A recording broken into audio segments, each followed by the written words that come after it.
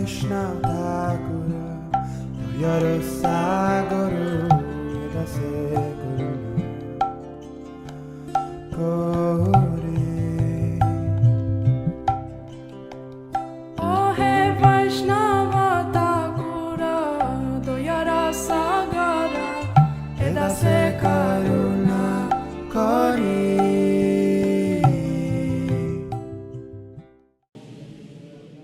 I was thinking of where is Jayananda? Now immediately he has come.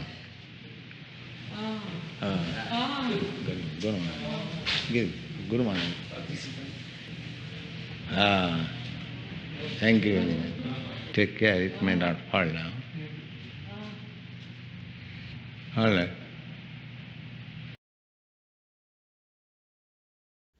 So I'm going to speak a few words on my dear godbrother Jayananda Prabhu.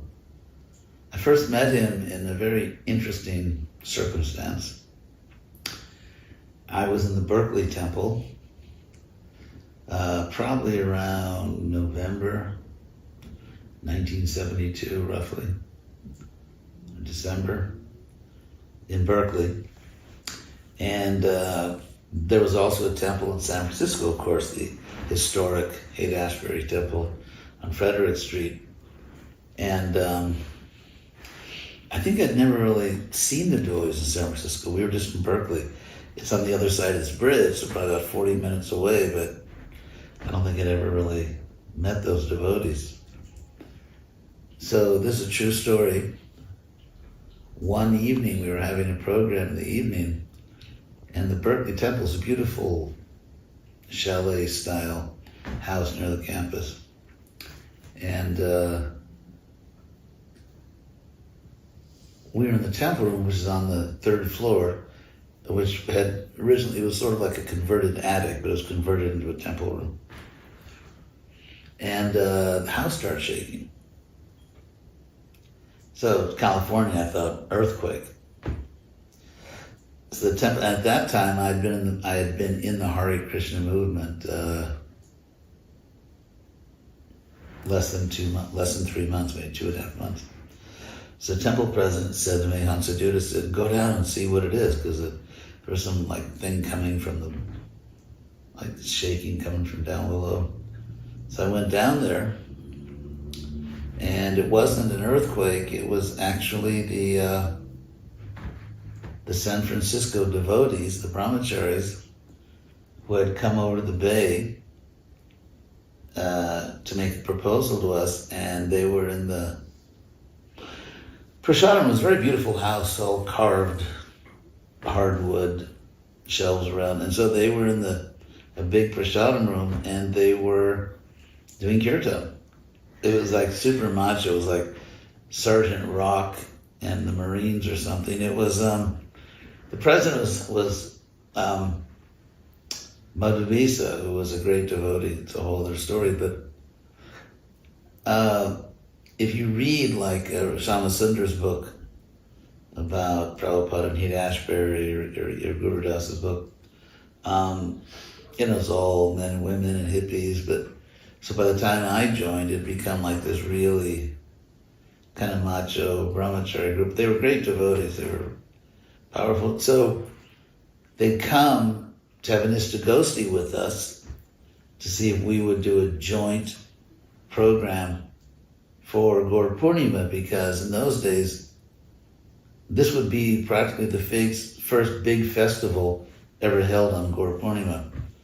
And they said they would hold it in Berkeley on Telegraph Avenue.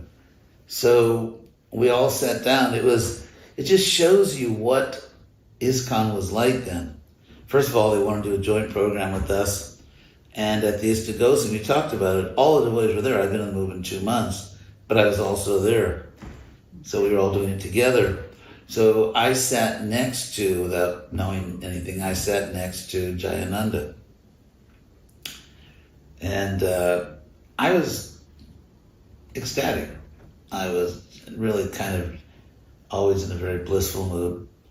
And so we were talking, and I just saw Jayananda. He just looked like a saint. And so I think I said something to him like, "You're really a great devotee."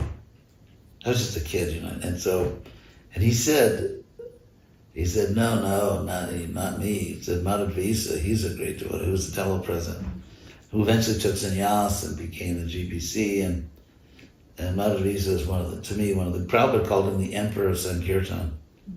He was a great devotee. Anyway, so when I talked to Jayananda, his genuine humility really struck me.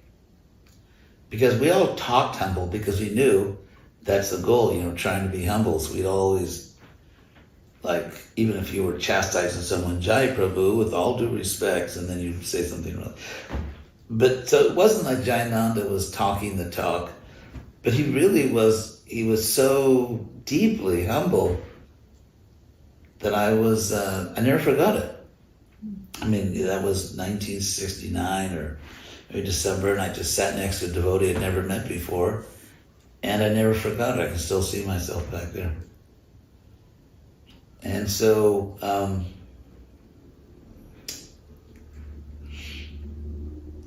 I'd never really met anyone who was that deeply, sincerely humble. Matter of fact, the first time I met Jayananda Prabhu was through my godbrother Toshan Krishna Prabhu when Jayananda appeared at 55th Street. Jayananda was not one to accept any type of position if it couldn't mean that he could serve. He had given up his position as temple president in San Francisco. He had actually written to Srila Prabhupada, "I want to give up my presidency," which in those days was a big deal. President was the big man. He was worshipped like a demigod in the temple in those days. He wrote to Prabhupada and said, "I want to resign and become the Sankirtan driver. I just want to drive the Sankirtan devotees." He felt that was the highest service that he could perform. And so Prabhupada said, "Yes, this is the highest service." So he gave him permission to resign from being the temple president. And eventually, at a certain point, he was asked to take up to lead a bus party. Radha Damodar was expanding, and Tamal Krishna Maharaj, who was another early West Coast devotee. Jayananda was the earliest West Coast devotee, practically speaking. He encouraged him. You wanted to drive, now you can lead a Sankirtan party. Jayananda was always driving up and down the coast, distributing spiritual sky incense, or from the Sankirtan party, distributing Back to Godhead magazines. So he had a real affinity. But somewhere he had a plan that Tamal Krishna didn't know, maybe even Jayananda didn't know. But as soon as Jayananda came to New York, he was like the Sakshi Gopal Didi. He got to New York and he stopped. He said, "I'm staying here. I'm going to build the Rath carts. Prabhupada's coming. And anybody can drive the bus, or anybody could be the bus leader." So I remember standing in 55, and Toshan tapped me on the shoulder. We were standing in the Mangal Artik, and he said, "The most humble devotee in ISKCON has arrived." And, hearing the words, there's what the mind conjures up, some image of some, whatever, sadhu, whatever. I turn around and I don't know what I'm looking for. I just turn around and I see this huge devotees, as big as Maha Mantra, and built like a football player, which is odd. He was the typical all-American boy, 6'4", something, and just solid like a rock. So I saw him, I noticed him, but I didn't know if that was the person that Toshan was talking about. So then I clarified it later on, and Toshan introduced me because I was the temple commander. So, And he instructed me that whatever Jayananda needs, you should facilitate. I said, I'm happy to serve. Little did I realize that that introduction would lead to this friendship, because the hero is someone who embodied the mood that we were all looking to emulate. He was the perfect servant. He had no hesitation to engage in any activity, menial or otherwise, if it meant that he could serve the devotees or serve the spiritual master or serve the deities. That was his whole entire mood. And it was obvious. And it's not that even the materialists, so-called, like karmis in the street, everybody loved Jayananda just by meeting him. Everybody liked Jayananda. I mean, he had all the qualities of the people we read about that existed maybe 500 years ago, Mongol Thakur and Vishwanath Chakravarti and others, but somehow we have some personal relationship with Jayananda.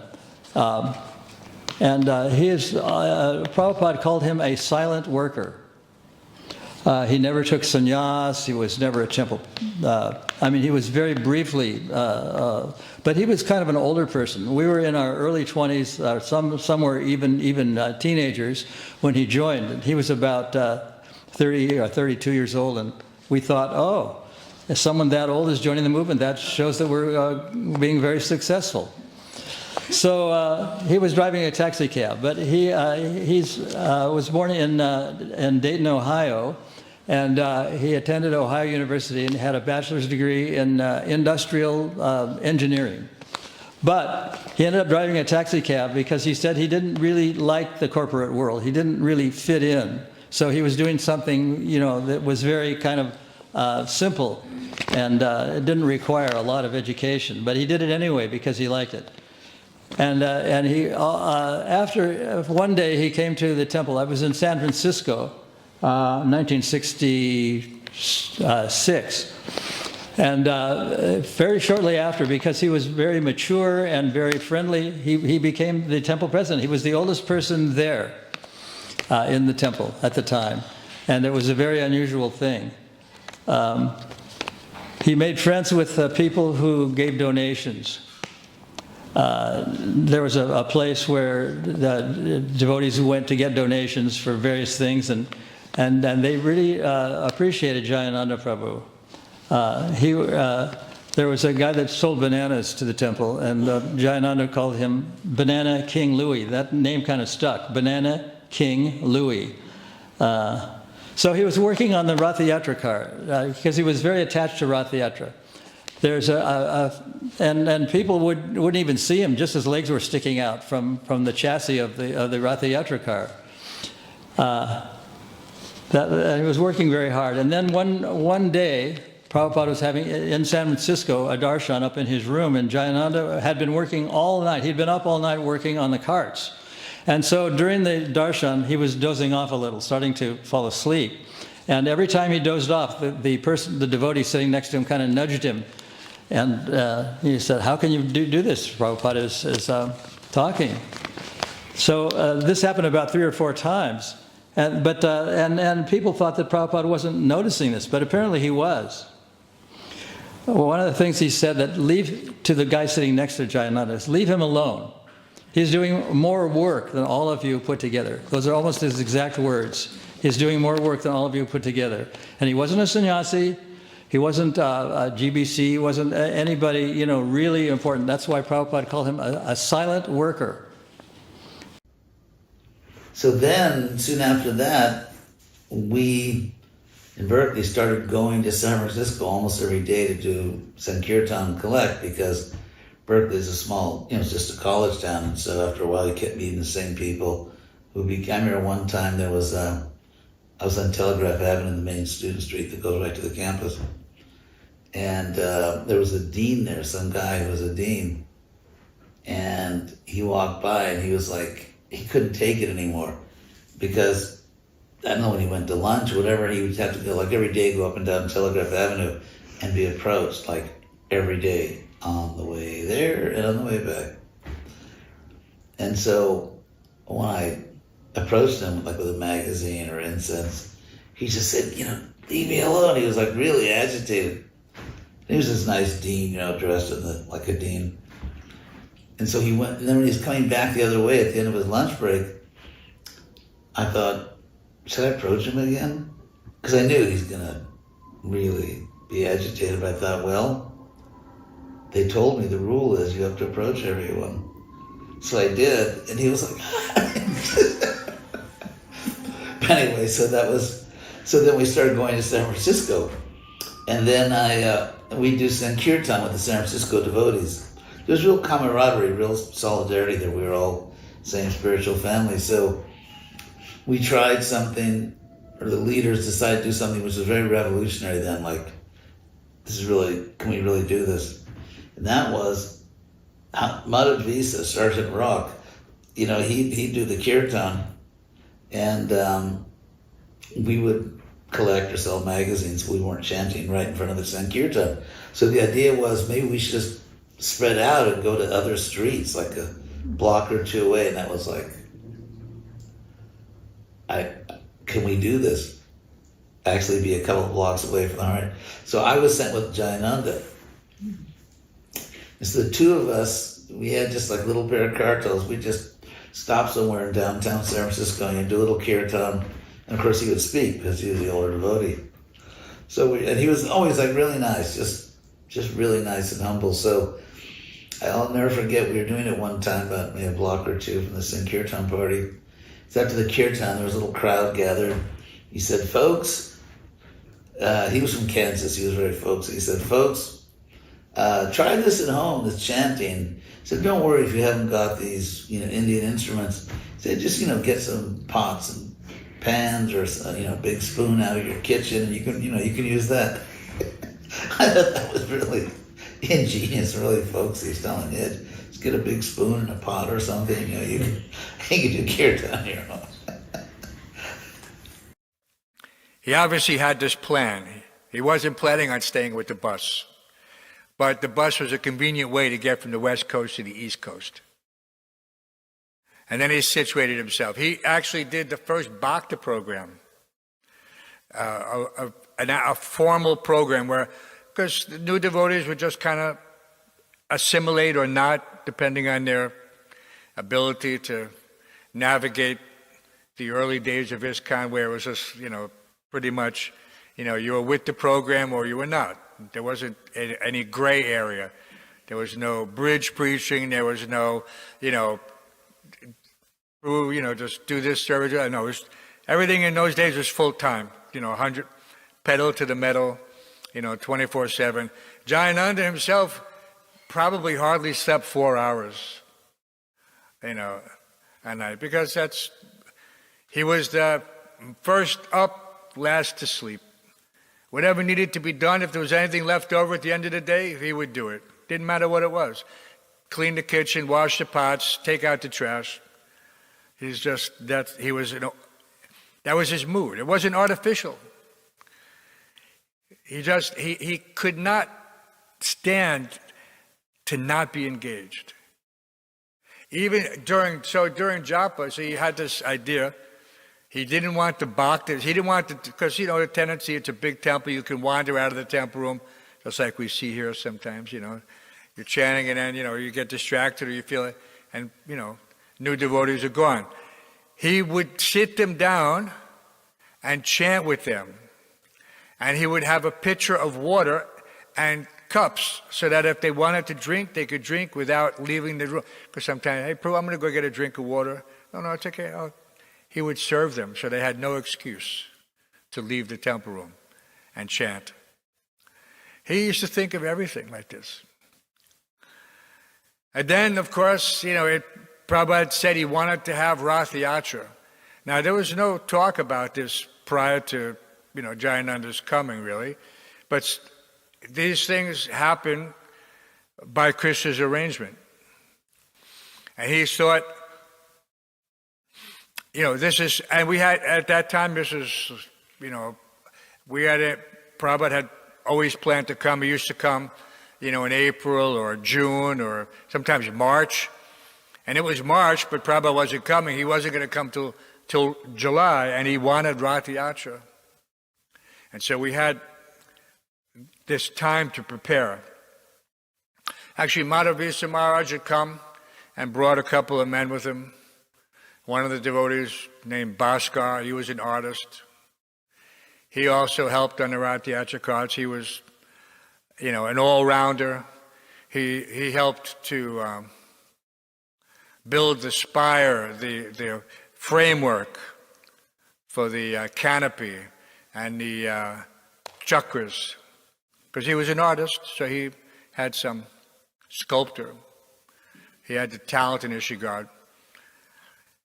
And so everybody, Jayananda could engage everybody. And in such a way that you had no defense. In other words, sometimes people want to make an excuse. I can't do this, I can't do that, it's not my thing like that. One time his devotee Jiva, remember Jivadar Archita? So Jivadar he wasn't initiated. He was kind of like a street person for a long time. He would come to the temple, sometimes he could stay a little bit, then he'd leave again.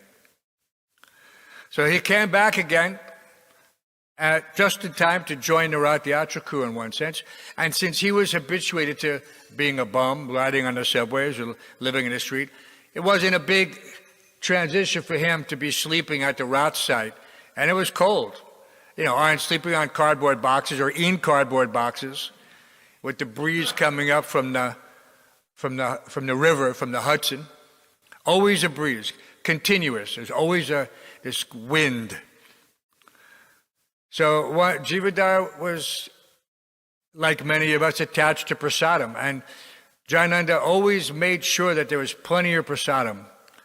But if for some reason, I don't know why Jivadar, maybe he had been out on an errand or something, he didn't get prasadam, and his mind was completely disturbed.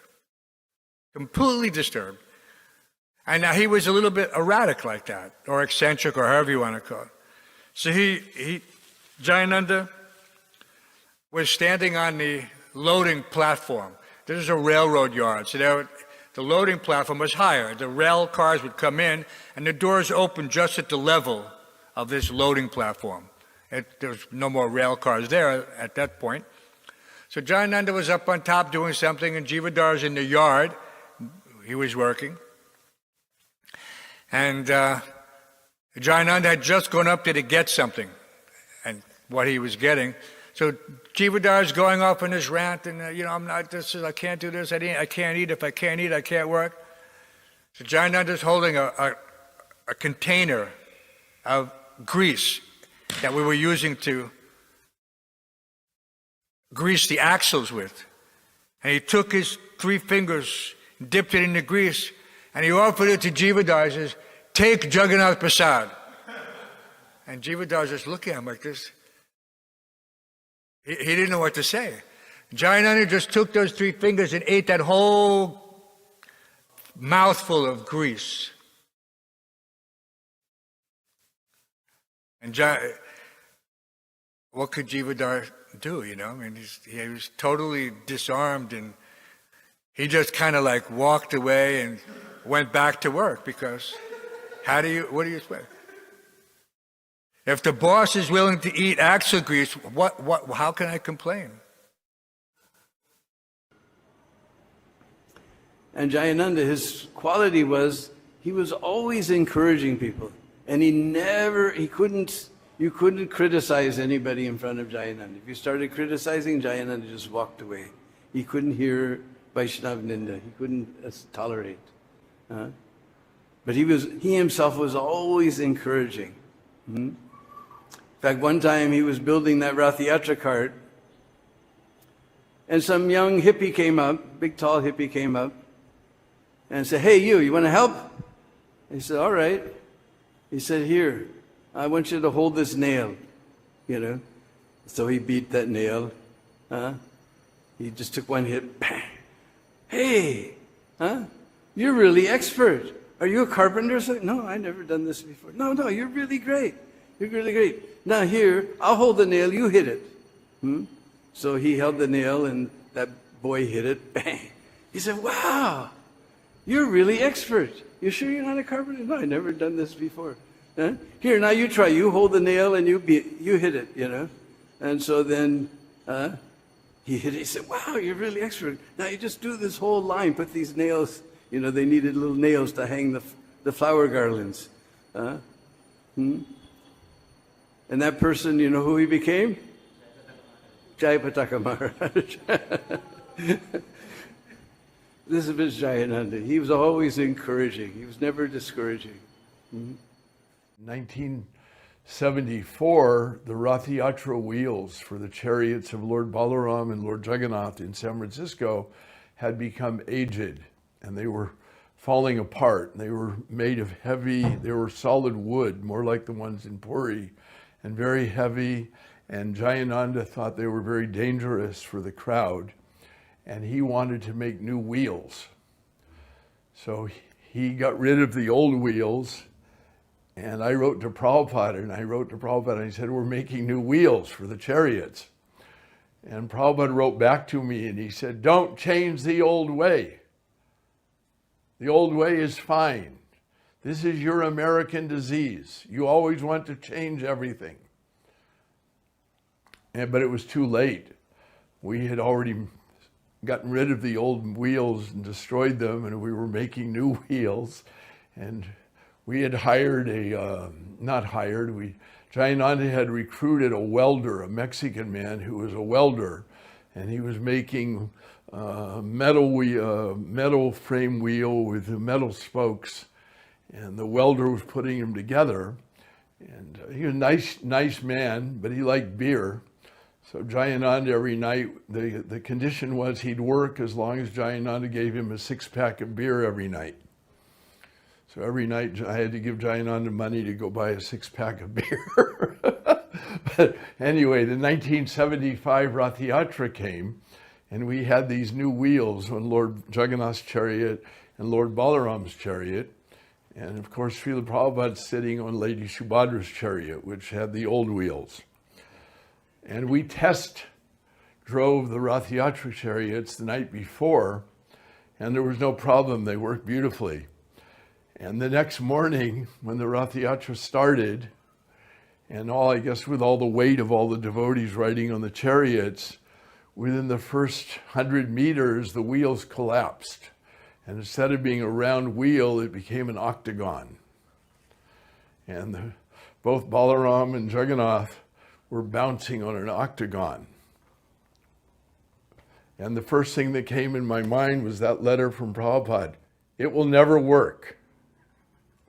So I realized the absolute nature of Prabhupada's words. It was like Krishna was saying, what Prabhupada says goes.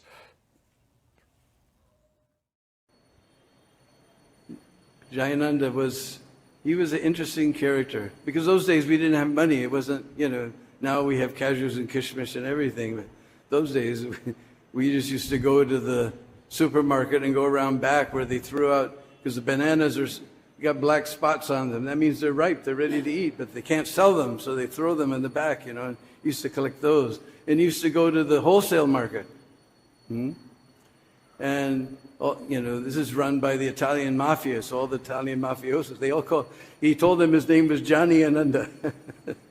They couldn't deal with Jayananda, so he was Jayananda. And used to get so many things. They loved him so much. He would bring them prasadam, he'd always give them halava, he always had prasad. He'd bring them prasadam. They all loved him, Jayananda. One day when Rath Yatra was coming, he got 4 truckloads of bananas donated from the king of all the Italian mafiosos who ran. I can't remember what the name of his company was. There's a big company there in the wholesale market. But they all loved Jayananda. Jayananda was like that. You just loved him from the first. I can remember one time I was president of Portland in the northwest corner of America, and we used to drive down to Rath Yatra. So one of those early years of Rath Yatra, we drove down with a temple van with all the devotees. And those days, I was famous as a cook. I don't do much cooking, but those days I was, in fact, Narottam, he was famous on the East Coast, and on the West Coast, I was famous. In fact, I remember Vishnu Jan Maharaj came to our temple one time with his bus, and after taking prasad, he said, "This is the first temple, and I've been to 22 so far, that has nice prasadam." So Jayananda came up, and he put his arm around me, and he says, "We got 1 ton of potatoes, and we got 1 ton of cauliflower." And they had this type of thing is called a steamer.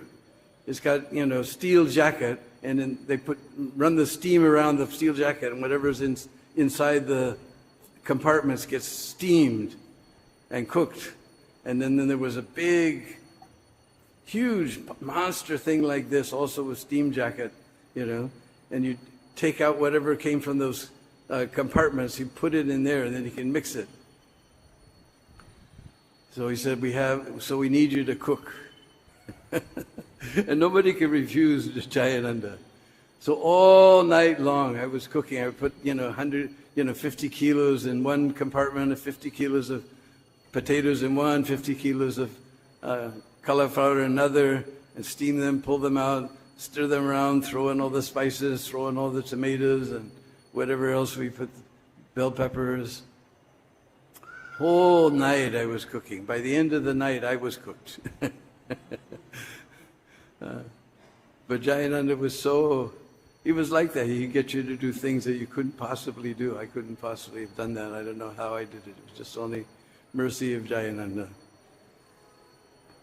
And Jayananda, he loved prasadam. I can remember devotees told me how sometimes Sunday feast, he would go into the kitchen and he'd get the mahaplate. And then he'd come out, because, he was Jayananda, nobody would stop him for where he was going. And he would just walk out and then slip out the back door, and he'd take the whole mahaplate and maybe grab a couple of other devotees, and they'd eat the whole mahaplate from the Sunday feast. Another memory I have is that later, as it got colder in the winter, might have been January, in San Francisco, very cold. Mark Twain once said the coldest winter I ever spent was the summer in San Francisco. And it's because the water is just bitter cold, the ocean water. And when the wind comes, we were like in the North Beach, like the northern end of the San Francisco Peninsula, and the wind was just coming in. And of course, they didn't give us like proper clothes. We had like these little cotton sweatshirts with hoods. We had a shirt, a t-shirt, and then a kurta, and then a cotton sweatshirt with a hood. And the wind chill was probably around freezing. And so we were just, and no one was stopping, because here's two Hare Krishna hoodies, So I remember they were very happy times. He was older than me, probably about at least 10 years older than me. And so I remember just freezing out there in the North Beach of San Francisco, North Beach, and just talking, just like brothers, just talking, and occasionally someone come by and that wouldn't buy a magazine. He must have sold one or two, but in fact I got him. But just being out there with them. There's just the two of us out in the cold and just trying to sell magazines and talking about Krishna. So they're very happy times. He was a real older brother to me. And no false ego, really. Just a very sincere soul that always thought other people were better than him. And not because he had some kind of psychological issue of low self-esteem. It wasn't psychological, it was spiritual. He was just very humble.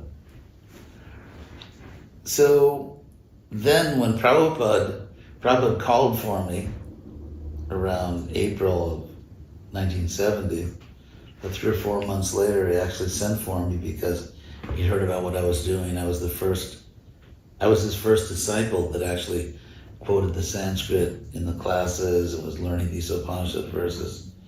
So he wanted to talk to me, he sent for me. So when I went down there, Prabhupada told me, or decided that I should go to Boston and work on the production of his books. ISKCON Press was there. So I went back to Berkeley and prepare. And then after that, I don't think I really saw Jayananda. I went to Boston. And probably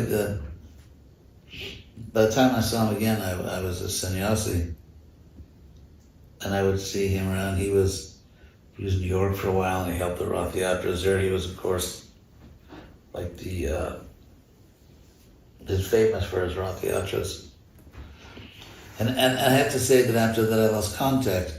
I mean, we were all just working in the same mission, but our paths didn't cross that much. But in my early formative years, he left a very strong mark on me. Just his purity, his humility, and sort of a nice folksy personality.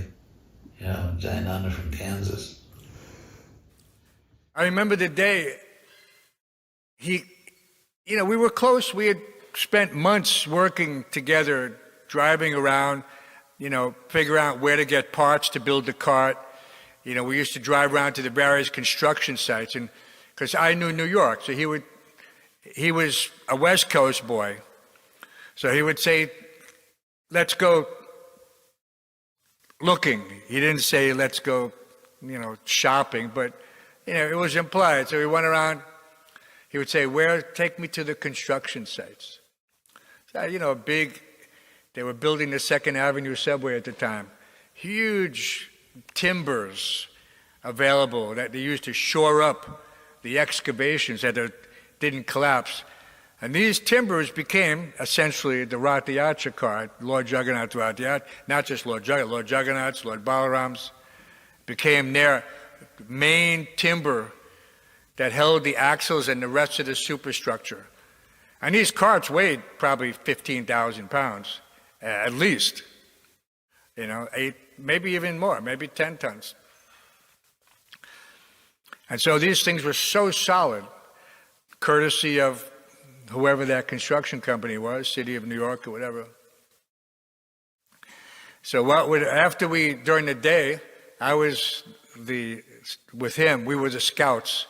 At night, two of his godbrothers, our godbrothers, from the West Coast, we had a flatbed truck, we used to call it the Harinam truck. We used to keep it in the garage at Tiffany Place and use it all the devotees can't do these things anymore, would sit on top of this open bed truck that was decorated. We'd have kirtan sitting down and just drive around the city, stop, serve out watermelon or whatever. And that was our festival truck, Harinam truck.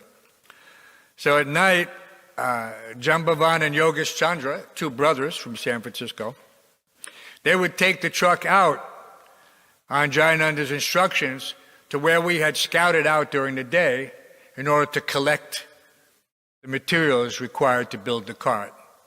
So this was, Jayananda wouldn't, if he could help it, he wouldn't spend anything. I would go with him shopping for things like at the junkyard, like the hubs for the wheels of the carts. They weren't just lying around in the street. You had to go to a junkyard for those. And in a junkyard, and he would talk to these guys so long and so sincerely that they had to almost give it to him. They couldn't sell it, give it to him for nothing. But they would give it to him. I think we paid like $4 or $5 for these truck hubs that became the center point of the wheel. That's what the axle is connected to. And Murali Krishna, was he initiated at that time? Anyway, these 2 brothers from Canada, they became so attached to Jayananda. He made them devotees. He just engaged them, made them devotees, and they welded the wheels together, solid steel wheels connected to these hubs that we had gotten in the junkyard in New Jersey. And Jayananda was always looking, wherever he was looking for something for Lord Jagannath. Somehow or other, he had this ability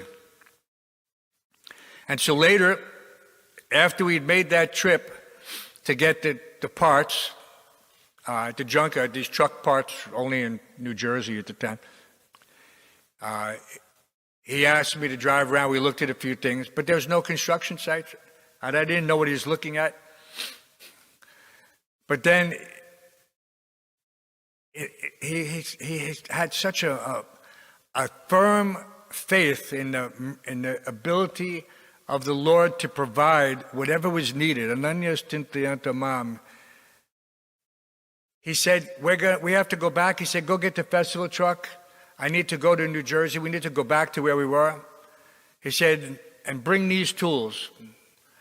And I'm saying, the tools he asked me to bring are demolition tools. We call them pinch bar. It's a 6-foot long crowbar.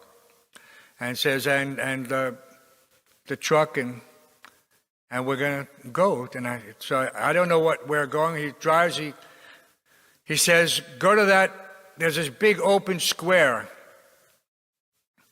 right outside I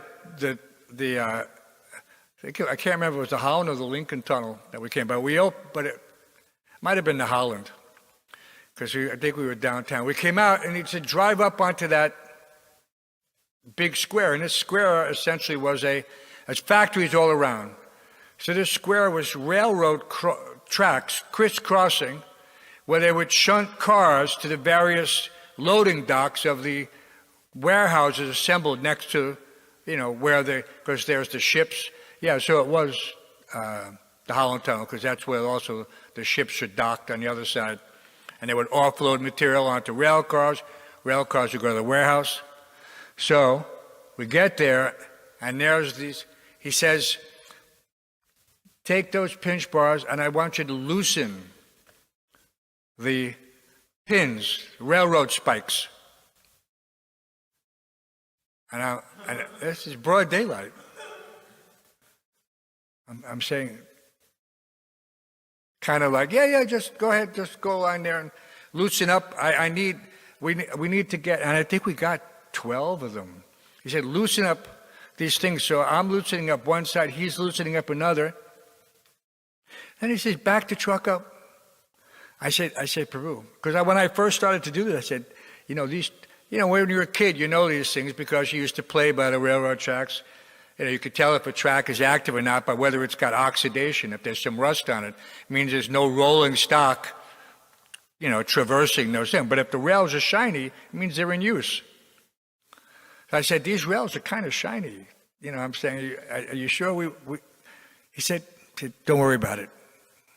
So he must have done some other recon to determine whether or not these was active or not. So he said, back up the truck. We had a lift gate. He said, back up the truck, drop the lift gate. And so then we picked up these railroad tracks. This is a railroad track. This is actually a railroad.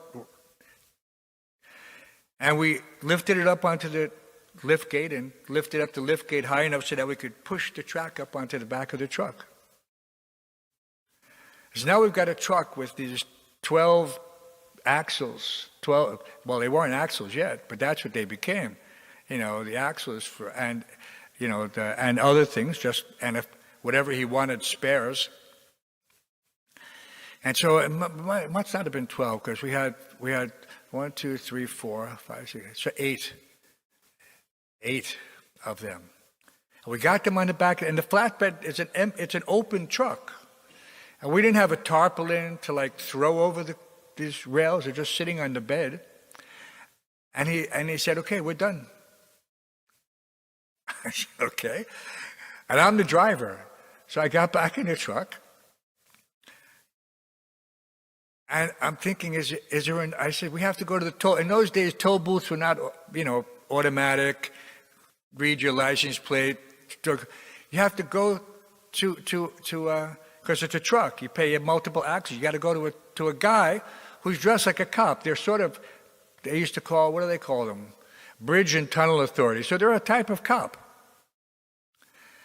And so I pull up to the thing, and actually, I could have pulled into the one where you can throw the change.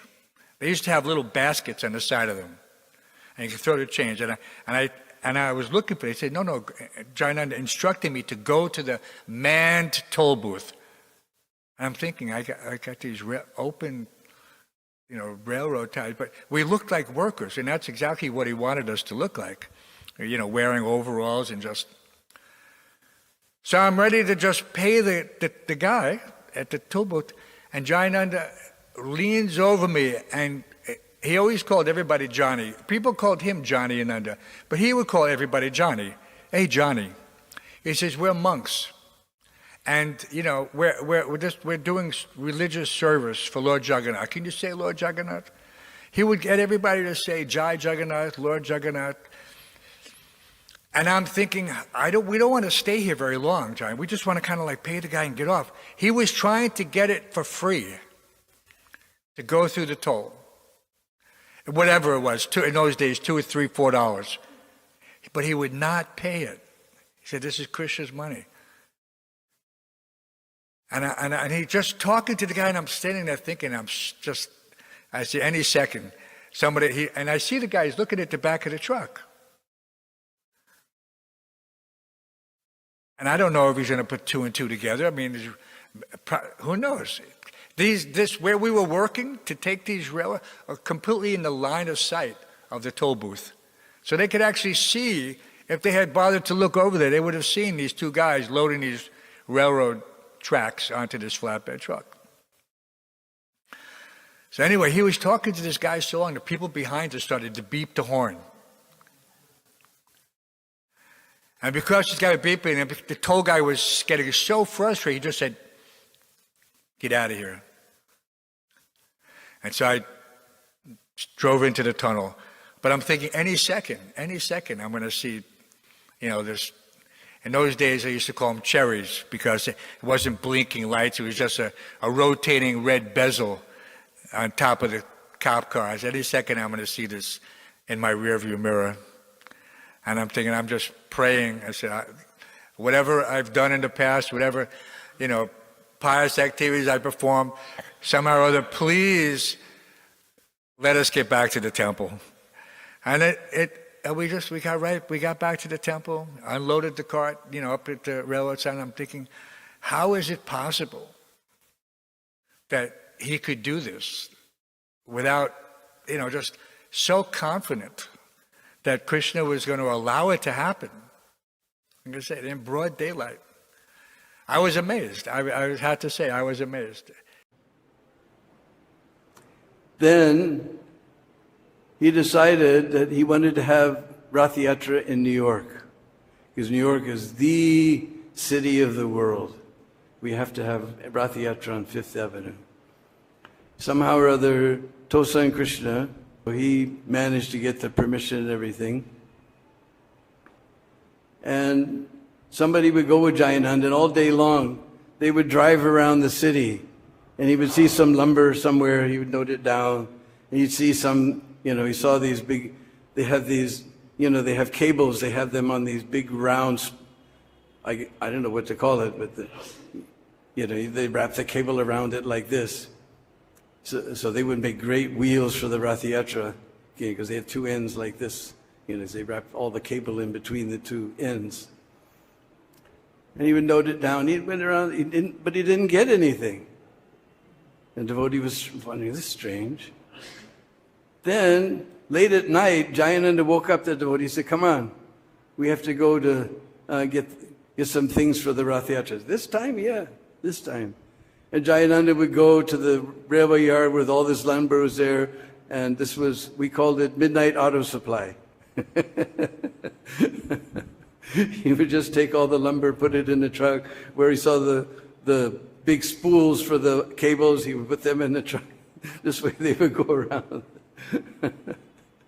and get things by Midnight Auto Supply. Or we call it 5-finger discount. So that was Jayananda, always trying to save Krishna's money. And it was this time, somehow or other, Jayananda, he started to get some disease. We didn't hardly let anybody know. But he was getting the beginnings of leukemia, which is a disease of the blood.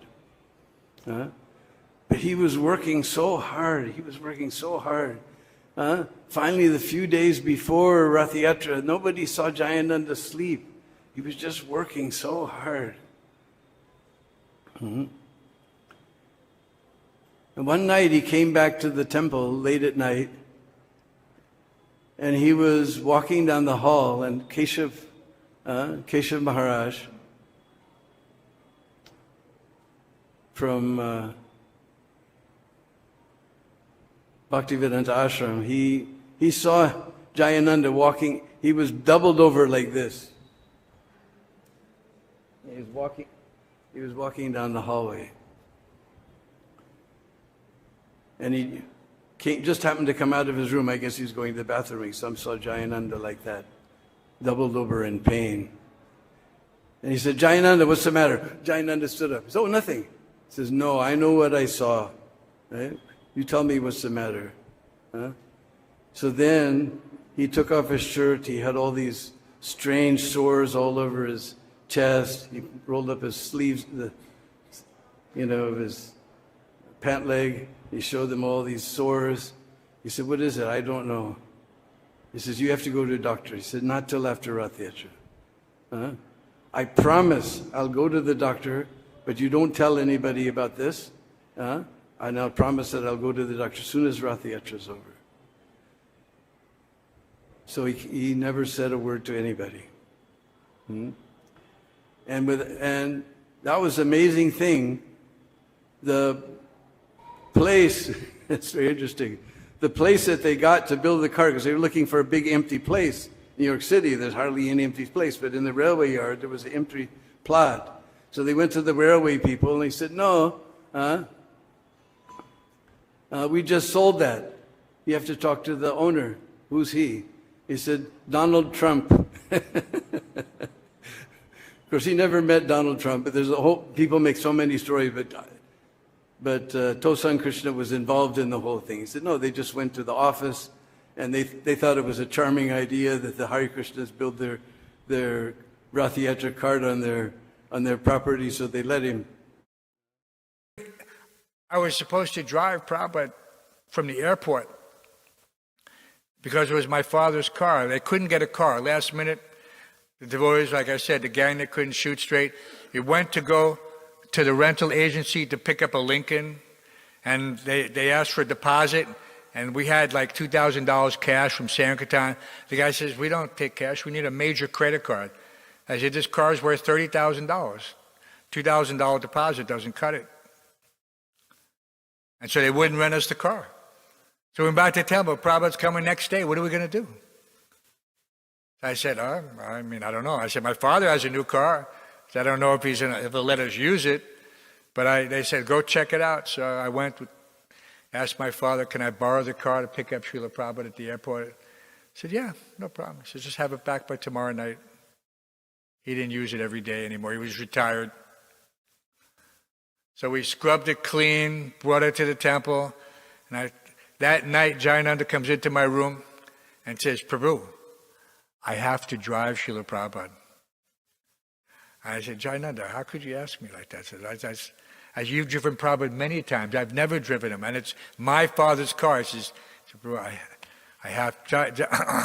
You could not argue with Jayananda. It was, you could try, but you would not win. He was just too sincere, too humble, too determined. All those characteristics put together was an unstoppable force. So I just had to give up the keys and let Jayananda drive my father's car to pick up Prabhupada. So I said, that's okay.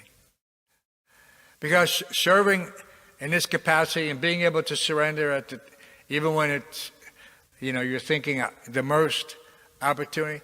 I got so much opportunity to serve Srila Prabhupada during that trip. I was being greedy in one sense, thinking that this is going to be, I'm going to get to drive Prabhupada. But I could see that Jayananda wanted it more than I did, for the right reason, because of his long-standing relationship. I'm just a new guy in the movement, a couple of years at that time.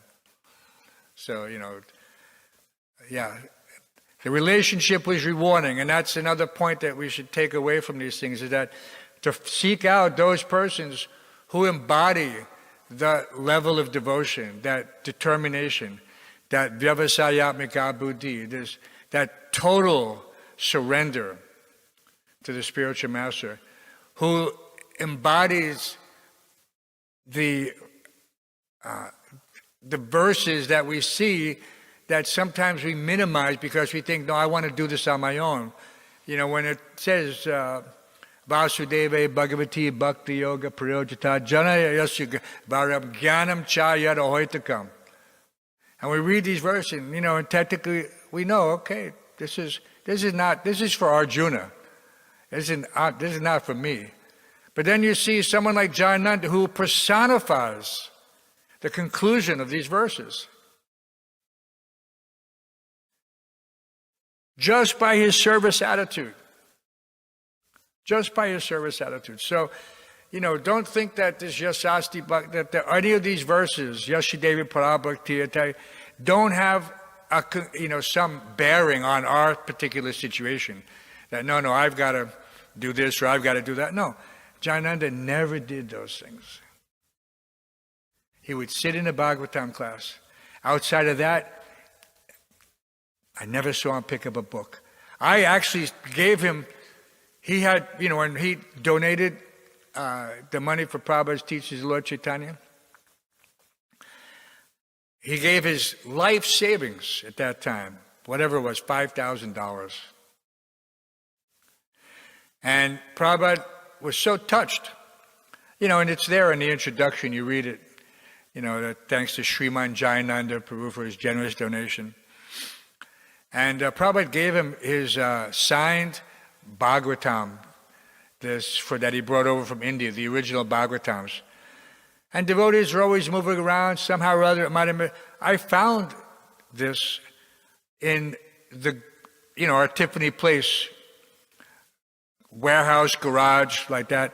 That it must have been part of his, when he came over from the West Coast in the bus, he must have left it in his belongings. And, you know, devotee belongings, though, you know, like if you leave anything on the fourth floor, Hadai's going to put it in a bag and it's going to be in the, you know, it's going to go out the door at some point. But this Bhagavatam was laying, I'm going through this stuff, and we're getting ready to bag stuff to toss, just like Hadai. But, you know, this is Prabhupada's Bhagavatam, so I put it aside, and I open it up, it says, to my beloved disciple, Sriman Jayananda Prabhu. So I remember I took it back, put it in my room, and this was before Jayananda, you know, before the, this is even before I met Jayananda, I think. He had just come, but I hadn't gotten hooked up for this Rath Yatra service yet. I remember I said, Prabhu, I found this when I was cleaning. You know, I didn't want to keep it. I mean, now that I see the person who owns the book, you know, you have to return it. And he was so grateful just to have, because it was the fact that Prabhupada had given it to him. He cherished that gift. Not necessarily the contents for him. He had already realized the contents, you know, in previous births. You know, Bhavanam Janmanamante Jnanavamapute. He wasn't, so it was just something that for him was a reminder of his eternal connection to his beloved spiritual master. This was his every waking moment. You could see this. But you know, you're getting close to the time when everything's supposed to happen, and there's no room for mistakes. And you know, 2 days before, you know, we're just finishing up everything. You know, we haven't. You know, the canopies have been sewn. We're just ready to put them on and to test the. Jayananda designed the telescoping mechanism that was just, you know, different size diameter pipes that slipped into one another that could be lifted with a winch crank that had a stop. You know, it's a geared tooth system. You crank it, and if you let go, it locks automatically. You have to go forward, and then you can release the latch that holds it locked, and it will come down again. So remember the wind coming up from the river. So this is late now. It's getting up there. I was just starting to get dark and probably getting ready to wind down, with the carts are being painted, everything's happening, 2 days left.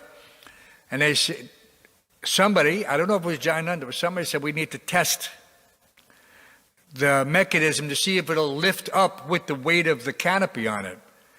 And the canopy, it's the way it's suspended, they had these plywood, I don't know what you want to call them, like hoops, like skirt hoops. And the canopy draped over, and you lift the crank up the telescoping poles, and it would gradually lift up, the canopy with these plywood hoops. And so it's cranking up, and they're testing out Balaram's cart. Balaram's cart was the biggest, 60 feet tall. 60 feet tall. Jayananda wanted this to be like the biggest, the best. Someone is cranking up, the canopy, and it's going up, and it's going up, it's going up. And then it gets to the very top, and you crank it, and you have to crank it. Now all the weight is on this mechanism right now, and all of a sudden, out of nowhere, this wind starts coming. And now this canopy is like a sail, and it fills with air, and all of a sudden, the whole cart, you could see it you can't tip the cart's tons, but you could see the whole structure of the canopy is moving, because the cart can't move, and it's silence. Nobody knows. All of a sudden, you hear crack, and simultaneously you hear, "Oh no!" And this whole top section just broke off. The whole canopy just collapsed like that. The devotee had been trying to release the weight, but he couldn't get it up the weight and the wind were fighting against him. He couldn't get it up that one crank to release the latch. In any case, it would have just come tumbling down, free fall. That would have been bad in any case as well. But now everybody had to sit down and think, what are we going to do now? We had to collect, pick up this broken canopy and all the collapsed hoops and everything. And eventually, I think it was probably Bhaskar, who had actually warned the devotees that this is a little bit too risky, this top heaviness, the way it is. And sure enough, it happened. So what we did was just cut off that top section. And then Balaram's cart ended up being a little bit smaller than Krishna's cart, Lord Jagannath's cart. So we don't know the transcendental arrangement that was there, that whether Balaram just didn't want to have his cart be defamed by breaking in the middle of the parade if it collapsed like that. But anyway, it became 10 feet shorter, basically, 50 feet, which was like essentially Jagannath's cart height. It's all transcendental leela. But it got repaired that same night. Because like I said, Ratyacha was 2 days. I don't even know if it was 2 days. It might have been the next day. But anyway, it was within a day or two. So all these transcendental activities, all emanating from Jayananda's personal devotion to Srila Prabhupada and Lord Jagannath. All of this activity, everything that transpired, every Ratyacha from 1967 up to 1976, had his personal touch. People like that. So somehow or other, they managed to get that at 6 o'clock in the morning. They had finished rebuilding the cart, and it was ready to go drag it down to Central Park is where they started. They would go Central Park to Washington Square Park. So thing was ready. And you can see those pictures. Jayananda, without sleep, suffering from leukemia, he's dancing in front of the Rath Yatra cart. And as soon as the Rath Yatra cart hit Washington Square Park, big park is there, and they were serving up prasadam and having kirtan on the stage and different programs. And nobody could find Jayananda. Finally, one devotee looked up inside the cart, and Jayananda was so tired, he knew nobody would ever find him. He climbed up inside the dome of the cart, and on the cross beams, he lay down and went to sleep. He just lay down and went to sleep inside the cart. So the next day, Maharaj, because he was a brahmachari then, he came to him. He said, now I kept my end of the bargain. I didn't tell anybody about this problem. Now you go to the doctor. It's all right. So they went to the doctor's office. And they ran some tests. And they told him, you got leukemia. There's no cure. You're probably going to die. And like that. So Jayananda told Keshav that you go, Keshav Bharati, that's I was trying to remember, Keshav Bharati. He said, you go and make some burfi. Make a whole tray of burfi and bring it here to the hospital. So they made this whole tray of burfi, and they brought it, and Jayananda cut little diamond shapes out of it. And he was on the drip, they have your little thing sticking in your vein, and they had this little thing that holds the bottle upside down. And Jayananda said, come, because Keshav Bharati thought, well, Jayananda wants this prasadam for himself or something. He just heard he's got a disease and he's going to die. So he's ordering a whole bunch of prasadam. And Jayananda said, come on, let's go. And he grabbed the little thing with the bottle hanging under it, because it's got wheels on it. And they go down the corridor of the hospital to the recreation room where everybody's watching TV. And Jayananda comes in, and he turns off the TV, and he says, now we're going to have kirtan. And he explained how to chant, and he told Keshav Bharati, please lead the kirtan. So they led a kirtan. He gave a speech. Here's the guy, he just found out he's going to die. He's got leukemia. And the only thing he thinks is how to save the fallen souls.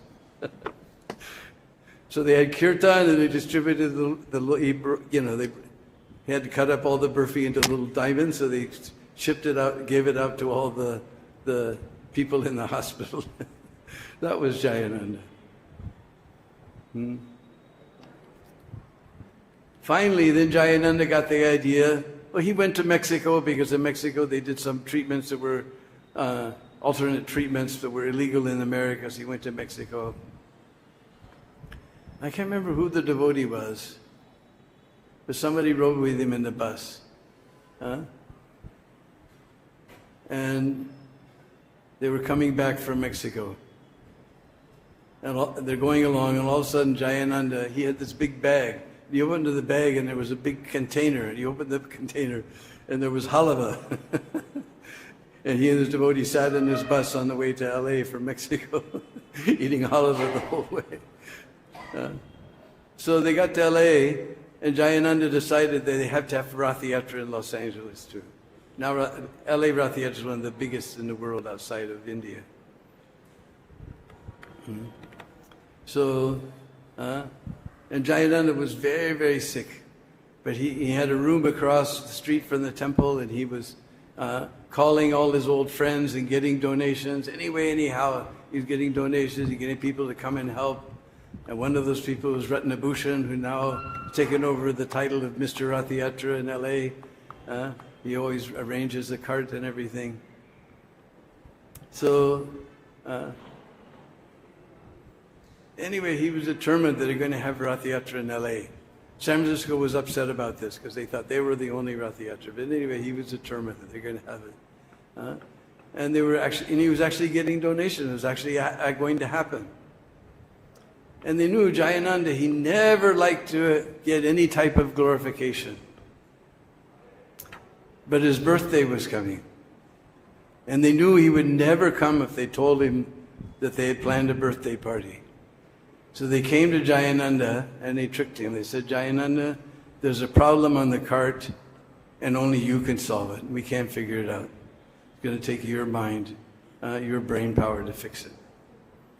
So they put Jayananda into a wheelchair and they wheeled him over to the parking lot next door to the LA temple where they still keep the carts. The whole LA community was there. And they had a cake in the form of a Rath Yatra cart. And Jayananda saw that they had tricked him. And he didn't have any strength, but somehow he pushed himself up in that wheelchair.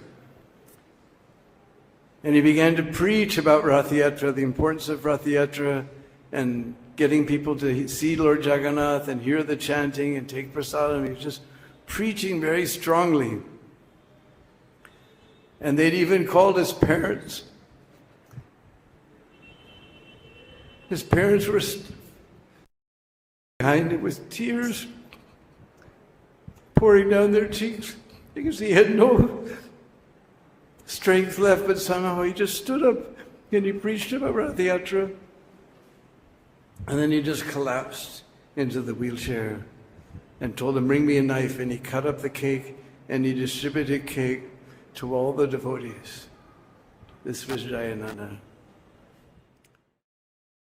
When Srila Prabhupada compared Jayananda to the great saints in the tradition of our whole Vaishnava Sampradaya, just prior to him saying that, on the occasion of his disappearance, we had written to Prabhupada something else about Jayananda which he acknowledged. In ISKCON, we generally do not say, oh, this devotee saw Krishna. Actually, Krishna appeared to this devotee. We generally don't say that about ISKCON devotees. Except Krishna appeared personally in his Jagannath form to Jayananda. And Jayananda told me this because he was in Mexico getting a private treatment for the worst, most painful cancer of all the cancers. And that's when the Lord appeared to him and spoke to him, I want one more service from you. I want you to give up all these treatments and go to Los Angeles and put on a Rath Yatra festival for me in Los Angeles. The Lord Jagannath requested that personally. What of the Rath Yatra festival in any city can you say that about? So Jayananda, with his servant, jumped in a car and drove straight to Los Angeles, explained his vision to Mukunda, and then they both explained it to me. And the result is this amazing new Dwarka Rath Yatra festival that the Lord personally requested.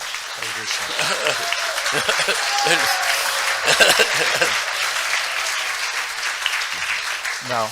And just one last thing, in manifesting this festival, part of Jayananda's vision, prior, all the Rath Yatras that had been held before, mainly San Francisco and just before New York, consisted of the procession with the giant chariots, a wonderful stage for kirtan and speaking, book table for Prabhupada books, and prasadam table for giving out the prasadam, free prasadam. That was typically the setup for every Rath Yatra until Jayananda came to New Dwarka. And at this New Dwarka festival, the very beginning, first festival, there were dozens and dozens of booths presenting Krishna conscious culture. There were deity outfits, there were art exhibits, there were panels of philosophy. I mean, all of these things that now make up the Festival of India, this was part of the original vision that Jayananda had, and it was done for the first time in ISKCON here in New Dwarka, which also makes the festival very special. All of his interactions with others outside of our devotional society were always, I don't know how he did it, but his his spiritual potency was immediately transferred in a form of mercy. And people wanted to reciprocate with him. And so this was a unique thing. It's like whatever, every book distributor wants this quality. People just want to reciprocate with you. You know, people tell that the year after Jayananda passed, he passed in June of 77, if I remember. So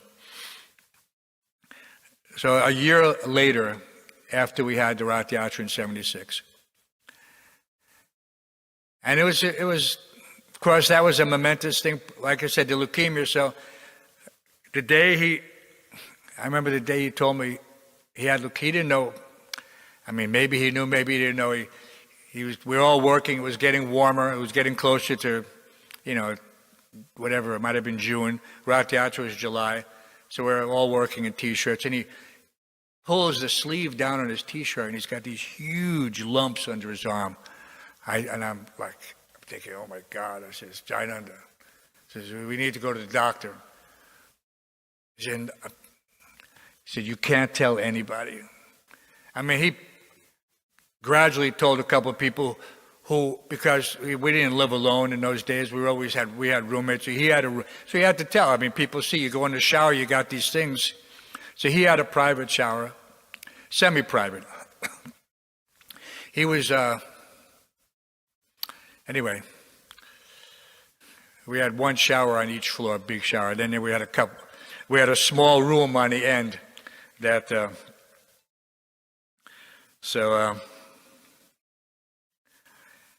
I said, what are you doing? I said, we were noticing that his weight was dropping and he was kind of looking kind of gaunt. I said, he said, no. I said, I'm going to finish this. And there's the picture that we put on the front of the Rath Yatra card every year with Jayananda steering it. That was one of the hottest days of the year. And he's wearing a windbreaker that my temple president, Gopi Janaballabha, had given to him. We had these yellow windbreakers that had ISKCON printed on them.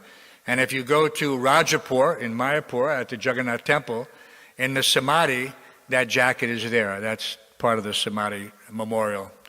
And he had given it to one of my other godbrothers, Prahlada Priya Prabhu. So he carried on, obviously in immense pain. I've never seen leukemia that advanced, where the lymph nodes are so prominently swollen. He couldn't even put his arms down to his sides, basically. And how was he doing what he was doing? And then, like I said, you see him. He could hardly stand sometimes, but he walked the whole, from those days was 59th Street to Washington Square Park. That's like 50 plus blocks. And he walked the whole route like that. And then when we got to Rath Yatra, he was still like he was a kid. He was the oldest one. He was older than all of us. And he was just making sure that the carts got in the park properly, the Lord Jagannath was properly situated, that everything was, and then arranging, because we used to keep the carts and then have a return festival. Anyway, it was a whole thing, and we had to park them down there and move them after sight in the evening. And he was just indefatigable. You could not slow him down. It was just impossible. He defied all attempts to try to, and it was only until the most advanced stages where he became wheelchair. But when they said, you got to go to the Tijuana, try this treatment, and they came back and he was weak. But up until that point, he was just so present in every aspect, especially in his chanting. If anyone ever saw Jayananda chant, his attention just to concentrate, it was up to that point, devotees mostly kind of like, they weren't so intense. Very few but when I saw Jayananda chant like that, that was my first experience to try to appreciate the correlation between this person's advancement and his intensity of his japa, how fixed he was, in his in that personification of that Vyavasayatmaka verse. I mean, there's so many ways, but that's not you. When you see that correlation, it has a lasting impact. The scope of his activities. I just want to try to, and there's many places you can read about this. They've in the book, the Radha Damodar Vilas by Vyasaki, or, others who have compiled as a website. But it's difficult. If you see others who were with him in the early days, like Mahatma Prabhu, who joined in 1970 there, they saw the same thing. In other words, he was always Jayananda. It was not that he was Jayananda in 1968 and he changed in 1976. No, he was exactly the same. That same level of determination, that same firm conviction that Yasya Devi Parabhakti. And he wasn't, it's not that you saw Jayananda sitting down and reading for 2 or 3 hours. He went to class. He would ask questions in class. Take notes and ask questions like he was a new Bhakta. That's how he interacted. That's how you knew that he was observing and appreciating everything.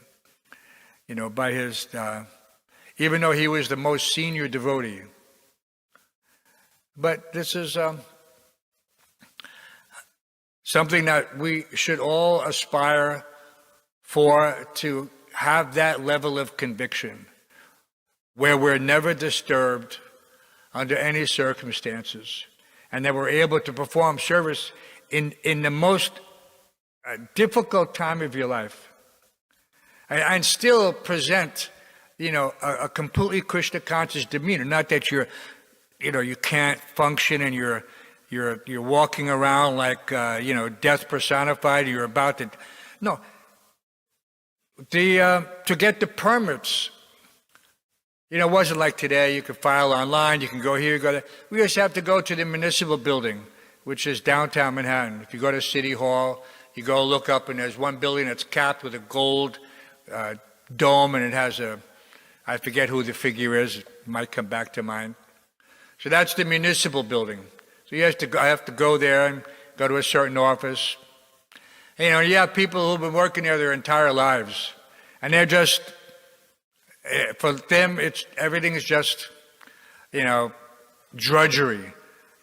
People coming and picking up forms or filling out applications or this. But Jayananda would brighten everyone's day. It didn't matter. Like, we're just going to pick up a permit.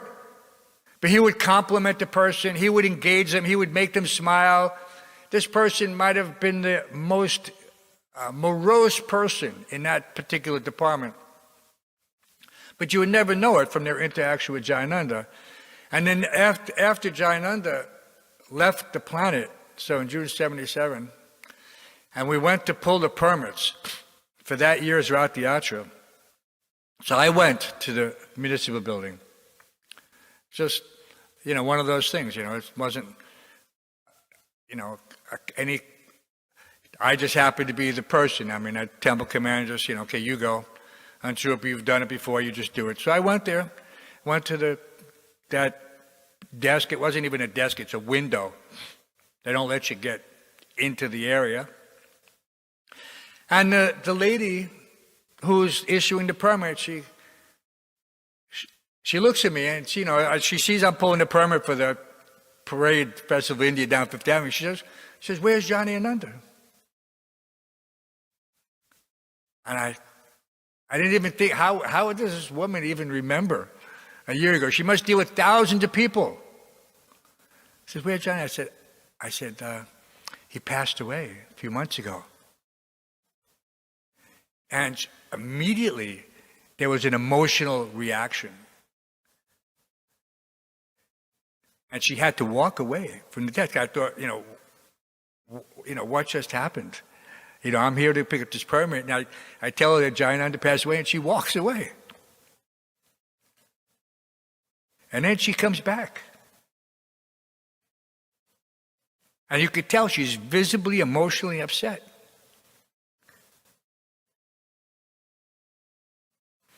So, it's only genuine saintly persons have that effect on people. Jayananda was born in 1939 on April 27th. He died in 1977 when he was 38 years old. So he didn't live a very long time, but he had a very special life. Just like Shankaracharya, I think he died at about 36, but he's very much glorified for what he did and for his intelligence. So I've made a few notes, and one of the things that's really important about Jayananda is that he was one of, maybe the only person, when Prabhupada was on this planet, that Prabhupada said that he attained the spiritual world. So I'm going to read from one of his letters, and he wrote a letter to Jayananda as if he were living after he had departed. I'm going to read from this letter. And another thing is that Jayananda was mentioned in the Nectar of Devotion as a contributor to the book, and he's one of the few devotees who's mentioned by name in Prabhupada's books. So he has a kind of eternal presence in the form of those books. So this is the letter that Prabhupada wrote. I'm not going to read all of it, but I'm going to read some of it. It's written from Bombay on the 5th of May, 1977. This was just shortly after Jayananda left, and Prabhupada was informed of the conditions under which he left this world. If you had any tinge of material desire, he writes, my dear Jayananda, if you had any tinge of material desire, you have gone to the celestial kingdom to live with the demigods for many thousands of years and enjoy the most opulent life of material existence. From there you can promote yourself to the spiritual world. But even if one fails to promote to the spiritual world, and falls down to this globe and takes birth in a big family like a yogi or Brahmin, an aristocratic family, he is very blessed. But, this is the key thing that Prabhupada said, as you were hearing Krishna Kirtan, I am sure that you were directly promoted to Krishna Loka. So the usual procedure is that someone who is advanced in Krishna consciousness takes birth in Vrindavan, maybe not even as a human being, but maybe even as an animal or an insect, and then goes back to Godhead in the next life. But in this particular letter that he wrote to Jayananda, he says that because you were hearing Krishna Katha, I am sure that you were directly promoted to Krishna Loka. I think Jayananda only one time came to India. He didn't like it here. He didn't have any service. He was always engaged in service. So although actually visiting holy places and sitting here in the 24-hour kirtan, that is also service. But he liked to do some physical work. You can see he was very big. So not many devotees from India know him because he only came here one time and then he went right back to his service. But living here in Vrindavan, we're very, very fortunate. We get to take darshan of Jayananda almost every day. Do you know where we get darshan of Jayananda? In Prabhupada's Samadhi, on this side, there's the New York Rath Yatra. This was an amazing event in Srila Prabhupada's life. Because he started out life doing a little toy Rath Yatra on Mahatma Gandhi Road with just a few children and some parents. Now here he was going down Fifth Avenue, probably the most important street in the whole world. Of course, as far as we're concerned, Kunj Gali is the the most important street in the whole world. But anyway, By material estimation, Fifth Avenue is the place. And there was Prabhupada going down Fifth Avenue with 3 huge chariots. Nowadays, it's impossible to get permission. If you've already been doing it like we've been doing for so many years, you can do it, you can still do it, but no new parades are allowed down. It's such an important street and they can't afford to block it off. So somehow we are very fortunate.